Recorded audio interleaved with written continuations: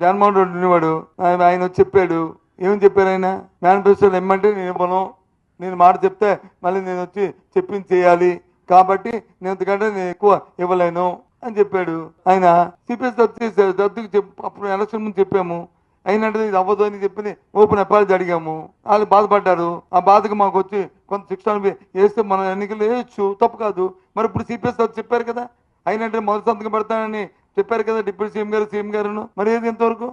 11 నెలలు అయింది కదా. మరి 11 నెలలు అయింది కదా, ఎన్నికల్లో చెప్పారు. ఎమ్మెల్యే సంగతి పక్కన పెట్టు, మరి ఏది 11 నెలలు అయింది? ఏది నేను అడగట్లేదే. దానికి అన్ని సమాధానం మళ్ళీ ప్రజలు చెప్తారు దానికి.